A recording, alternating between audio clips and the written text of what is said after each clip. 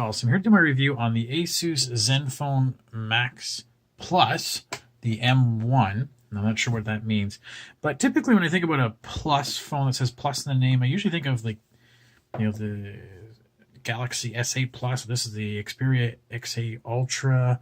So something quote unquote bigger than your normal. And this is a pretty small phone. Like, this is really, compare this to my iPhone 6s for work.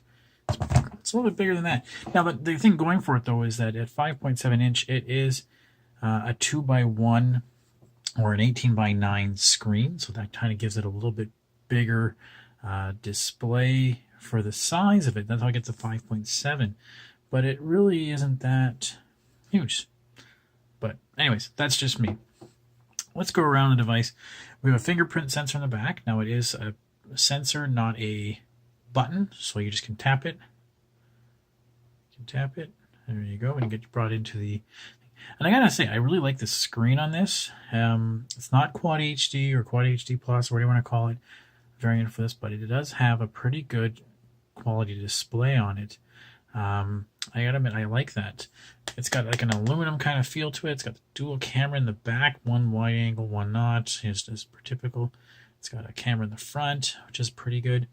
We have just power button, volume on that side, USB-C. Oh, my bad. Micro USB. Holy, micro USB. That is weird. Who has micro USB in 2018? Anyways, keep on going. So the device here we have, like I said, 2160 by 1080. This is running a MediaTek chip. So not all that, top of the line. But this is only $300. Keep in mind, this is a $300 phone. So the MediaTek chip really brings the price down. It doesn't too bad. It's a little sluggish, I gotta admit. Playing a few games or bringing up things like the theme, can take a little while to load. So it's a little sluggish, I've found. Bringing some things up. There's my ugly mug. It does kind of take some time.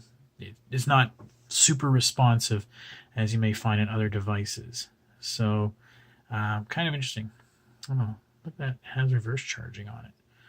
Anyways. It's got a 3 gigs of RAM, so lower than normal right now. 32 gig storage, plus has a micro SD slot. It has the cameras in the back are a 16 megapixel at f2 and an 8 megapixel at f2 at wide angle. We have an 8 megapixel shooter in the front at f2. And this is where it gets the real plus. This is a 4130 milliamp hour battery. So that's a huge battery packed into there. And it's kind of a cool thing if you click on here and you can see at the bottom. Well, doesn't show it. Come on. Of course, now it's out of focus. It says right there. Or it did. Maybe it did before the update. I don't know. Maybe I have to do something to do something for that. I don't know. It used to say, okay, well, this has how much power? And it would say with like 11 hours of battery easily left over. So it's a huge amount of battery. And not much else to really talk about. The camera here. The camera has, your typical camera features. We have Pro mode. So you can do the ISO settings and you can adjust the shutter speed if you wanted to. We have, like I said, it's a 4x3, gets you the 16 megapixel. You can go 16x9 for only 12. 18x9 gives you only 10. There we go. You can bring up the camera with just the double hit of the volume key when it's screen off.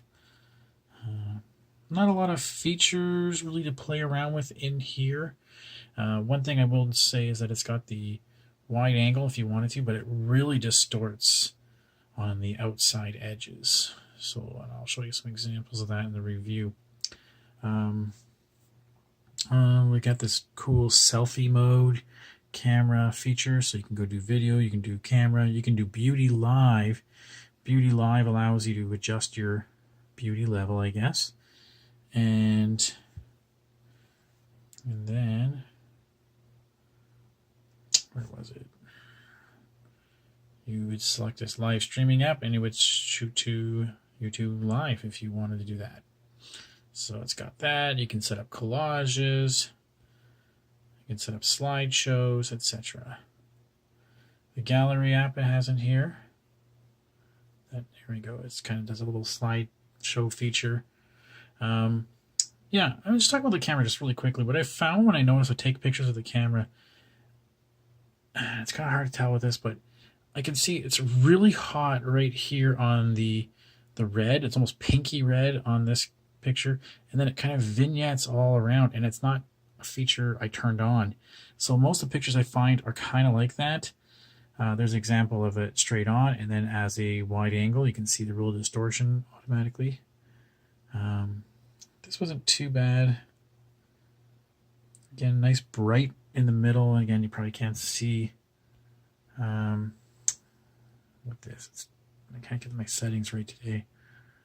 Anyways, really bright hot in there, and then darker on the outside.